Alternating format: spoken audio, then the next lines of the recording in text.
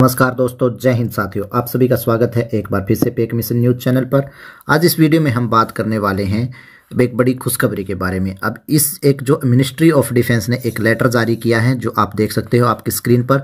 23 दिसंबर 2024 को ये एक चिट्ठी जारी की है, जो कि आर्मी, एयरफोर्स, नेवी तीनों के डिपार्टमेंटों में भेजी जा चुकी है। अब इससे क्या फ़ायदा होगा? इससे सभी की जो पे है उसमें एक एडिशनल इंक्रीमेंट दिया जाएगा, जो अपना 1 साल का समय पूरा कर चुके हैं।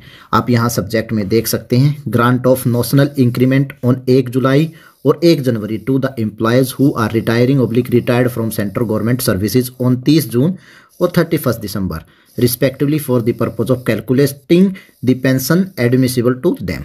अब इससे पहले आगे बढ़े, आपको एक बात मैं पहले क्लियर कर देता हूं कि जब सीपीसी होता था उस समय आपको एक इंक्रीमेंट दिया जाता था 1 साल पूरा होने पे, जो कि आपको हर वर्ष जुलाई में दिया जाता था। इसके बाद जब 7th सीपीसी आया तो इन्होंने आपको ज़्यादा फायदा देने के लिए यहाँ पर डीएनआई और डीओपी 2 ऑप्शंस जारी किए, जिसके अंतर्गत हुआ क्या कि अभी आपको एनुअल इंक्रीमेंट 2 समय पर मिलने लगा।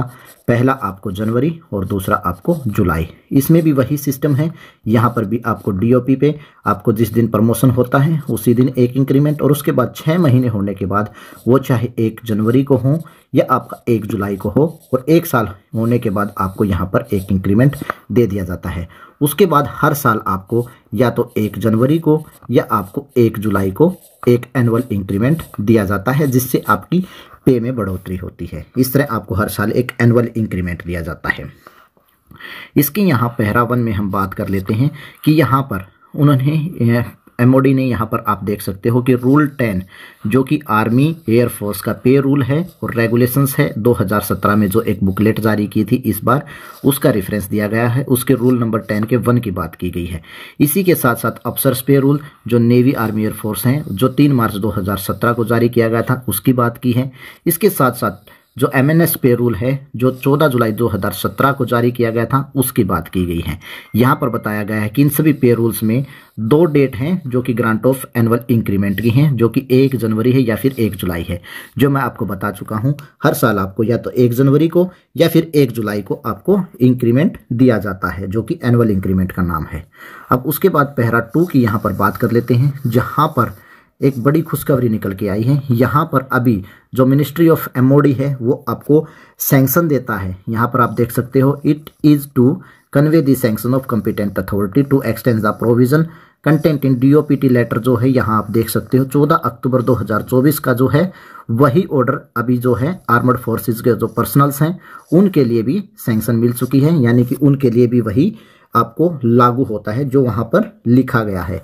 इसका जो डीओपीटी का जो ये आप देख सकते हो, जो ये 14 अक्टूबर का चिट्ठी है, इसमें जो पहरा है 7 और 8 है, ये जो यहाँ पर लिखा गया है, जो ये चिट्ठी है 14 अक्टूबर 2024 की डीओपीटी के, इसका पहरा 7 और पहरा 8 में क्या लिखा गया है उसके बारे में भी बात कर लेते हैं। आप यहाँ देख सकते हैं, ये डिपार्टमेंट ऑफ पर्सनल ट्रेनिंग यानी कि डीओपीटी का एक लेटर है, जो 14 अक्टूबर 2024 का है। जो मैंने अभी आपको ओएम दिखाया था, ये उसी का रेफरेंस का लेटर है। इसमें भी वही हेडिंग आप देख सकते हो, ग्रांट ऑफ नोशनल इंक्रीमेंट, यानी कि यहाँ पर भी इंक्रीमेंट की बात कर रहे हैं जो जवान 30 जून या 31 दिसंबर को रिटायर्ड होते हैं। अब मैं आगे बढ़ूं, इससे पहले मैं इस इशू को आपको क्लियर कर देना चाहता हूं कि ये इशू क्या था।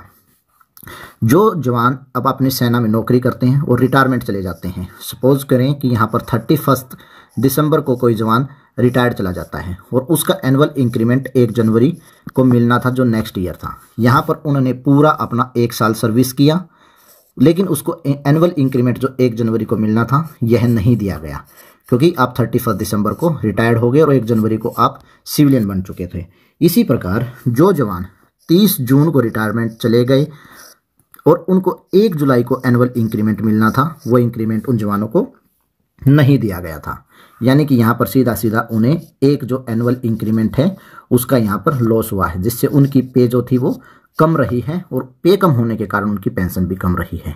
तो ये एक केस बहुत बड़ा केस था, जिसमें बहुत सारे कोर्ट केस अभी भी चल रहे थे। तो उनके ऊपर पहले जो था 14 अक्टूबर 2024 को डिसीजन आने के बाद सभी सिविलियंस के लिए ये रूल अप्लीकेबल हो चुके थे, बट जवानों के लिए, आर्मी, एयरफोर्स, नेवी के लिए ये अभी तक लागू नहीं हुए थे, क्योंकि मिनिस्ट्री ऑफ डिफेंस जो है वो आर्मी के लिए और नेवी के लिए, एयरफोर्स के लिए लेटर जारी करता है, तो वो लेटर जारी नहीं हुआ था। जो आपने देखा ये लेटर अभी लेटेस्ट ही जारी किया गया है, जो 23 दिसंबर को जारी किया है। तो अब ये ऑर्डर्स जो हैं DOPT के, ये भी सभी के लिए अप्लीकेबल हो चुके हैं। इसमें हम बात कर लेते हैं सीधा जो इसका पहरा है 7 और 8। यहाँ इससे ऊपर चिट्ठी में पूरा रेफरेंस दिया गया है, एनुअल इंक्रीमेंट के बारे में बताया गया है। यहाँ पर सिविलियन के लिए FR24 है, तो हमारे लिए पे रूल्स हैं। तो इसमें अगर मैं पूरा बताऊंगा डिटेल्स में तो ऐसा कुछ इसमें है नहीं, पूरा का पूरा आपका जो केस है उसी के बारे में बताया गया है। तो आप यहाँ देख सकते हो पैरा 7 में यहाँ पर बताया गया है कि the matter has been examined in consultation with DOPT और लीगल अफेयर्स के बारे में, यानी कि आपका जो मिनिस्ट्री ऑफ एक्सपेंडिचर है उसने और लीगल सेल ने जो ये मैटर है इसको एग्जामिन किया है, और इसमें पाया है कि जो जवान अपना 30 जनवरी और 31 को रिटायर्ड चले जाते हैं पूरा क्वालिफाइंग सर्विस करके, और उनका अपना अच्छा सेटिस्फैक्ट्री वर्क रहा है, उनका बिहेवियर अच्छा था, उनके लिए जो पेंशन में जो बेनिफिट मिलता था एनुअल इंक्रीमेंट वो नहीं दिया जाता था, क्योंकि उनका पूरा साल क्लियर नहीं हो पाता था, तो उन्हें इंक्रीमेंट नहीं मिलता था। तो उसकर लेकर ये सुप्रीम कोर्ट में केस फाइल किया गया। उसके बाद सुप्रीम कोर्ट ने यहाँ पर स्पेशली जजमेंट जारी किया कि उनको grant of notional increment on 1 January और 1 जुलाई का shall be reckonable only for the purpose of calculation the pensionary admissible, यानी कि जो उनका जो एक इंक्रीमेंट मिलना है वो अभी मिलेगा।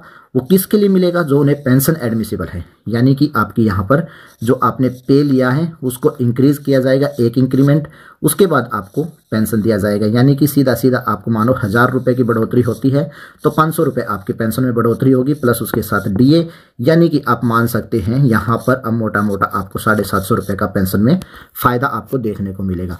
परंतु इसमें आगे एक बात और क्लियर की है, आप यहाँ देख सकते हैं कि यह सिर्फ आपकी पेंशन जो एडमिसिबल है उसके लिए कैलकुलेशन होगा, ना कि यहाँ पर आप देख सकते हैं and not for the purpose of calculation the other pensionary benefits, यानी कि जो आपने पेंशन के साथ अदर जो पेंशनरी बेनिफिट्स लिए हैं, जैसे कि आपने कम्यूटेशंस लिया है या आपने ग्रेजुएटी लिया है, जो भी है जिसमें आपकी पेंशन काउंट की गई है, वो पेंशनरी बेनिफिट्स आपको इसके नहीं दिए जाएंगे। सिर्फ आपको इसमें जो आपकी पे है उसको 1 इंक्रीमेंट दे के आपकी पेंशन दोबारा फिक्स की जाएगी।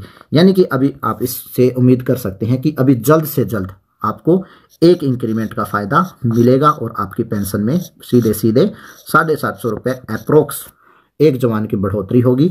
ये ज़्यादा हो सकी, ये मिनिमम हमने लेके चले हैं, तो यहाँ आप सपोज करो कि इससे ज़्यादा ही होगा। तो इस तरीके से आपको एक सीधा 1 इंक्रीमेंट मिलेगा।